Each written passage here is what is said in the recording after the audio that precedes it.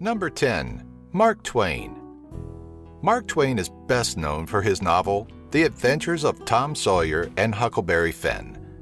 Toward the end of his life, Twain was more open about his political views, which today are considered rather radical.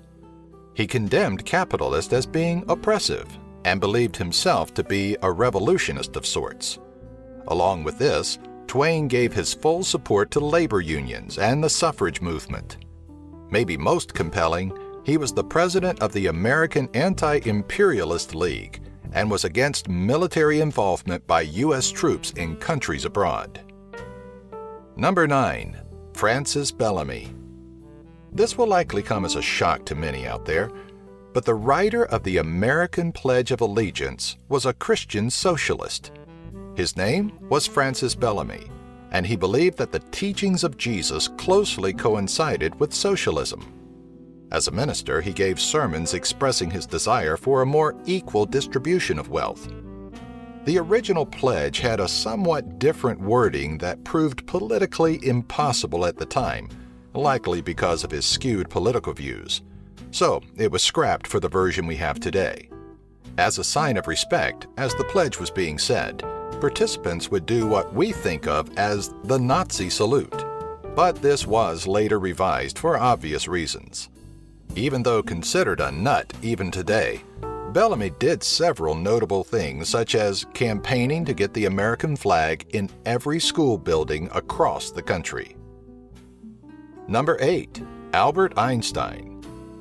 Albert Einstein is best known for his theory of relativity and other scientific works, but he most certainly was not a stranger to political causes. He was an early proponent of the civil rights movement, and in 1946 he said that Americans' sense of equality and human dignity is mainly limited to men of white skins. Einstein was extremely critical towards capitalism and even wrote an essay titled, "Why Socialism?" In this essay, he explained that living in a capitalist society was making human beings suffer a process of deterioration. Number 7. George Orwell. George Orwell is known for the book 1984. In this book, he condemns Soviet Russia for their methods of governing. It is for this reason that the book is often praised and taught in schools. But what is often left out is that Orwell was a socialist. He was opposed to the totalitarian alternative of socialism. Orwell firmly believed that the only regime which, in the long run, will dare to permit freedom of speech is a socialist regime. He believed that one has got to be actively a socialist, not merely sympathetic to socialism. Number 6. Pablo Picasso. Pablo Picasso is known for his many works of art. He co-founded the Cubist style of painting, which really revolutionized art in Europe during the 20th century. Nearly all of his work, including the famous Guernica, could be associated with anti-fascist and anti-war themes. He was also a lifelong member of the French Communist Party. At one point, Picasso said, "I am a communist, and my painting is communist painting." Number 5. Helen Keller.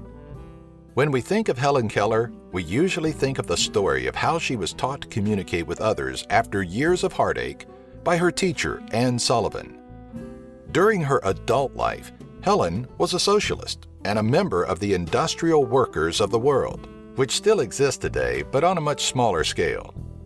She campaigned against any form of war, and she was in favor of women's right to vote.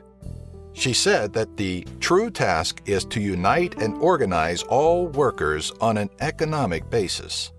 She didn't give a damn about semi-radicals and was committed to revolution. Number 4. Bertrand Russel. Bertrand Russel was a prominent 20th century philosopher and thinker. He is likely best known for the essay, "Why I Am Not a Christian." In whole, it condemns all forms of religion, but primarily Catholicism. Russell was also an advocate of socialism. In his essay, The Case for Socialism, he argues that socialism is an adjustment to machine production demanded by considerations of common sense. He believed that the advantages to be expected from the establishment of socialism are of many different kinds and are by no means confined to the wage-earning class. Number 3. Oscar Wilde. Oscar Wilde is best known for his play, The Importance of Being Earnest, along with several novels. He was also a hardcore socialist. In the essay, The Soul of Man Under Socialism, Wilde argues for society to be organized along socialist grounds. He believes that socialism will restore society to its proper condition of a thoroughly healthy organism by doing away with privately owned property. This way, nobody will waste his life in accumulating things and the symbol for things. Wilde believed that instead of competing against each other, people will get along with each other. Number 2. Martin Luther King Jr. Martin Luther King Jr. has become an icon for African American men, women, and children everywhere because of his work during the Civil Rights Movement. Today, we often think of his opposition to segregation and unjust treatment towards the black community. Because of this, it may come as a shock to you that King truly stood for and believed in socialism. In a letter to his future wife, Coretta Scott, he said, "I imagine you already know that I am much more socialistic in my economic theory than capitalistic." King also called for a widespread redistribution of wealth. Shortly before his death, King led several groups who protested against the current government in a more violent way, causing civil disobedience, which is rarely ever discussed in the classroom. Number 1. Nelson Mandela. Nelson Mandela is often associated with peaceful protest activism in order to end apartheid in South Africa. What is less known about him is that he was also an advocate of violent resistance and was even considered a terrorist for some time. In the speech he gave at his trial shortly before being imprisoned, Mandela tied himself to the Socialist Party, saying he belonged to no particular system of society other than of socialism. For a time, he was a member of the South African Communist Party's Central Executive Committee. Despite indirectly killing hundreds of people and supporting radical groups along with the socialistic movement, Mandela died a free man on December 5, 2013. Like these top 10 videos? Subscribe by clicking the annotation here and give our video a like. Have an idea for a future top 10? Leave a comment in the section below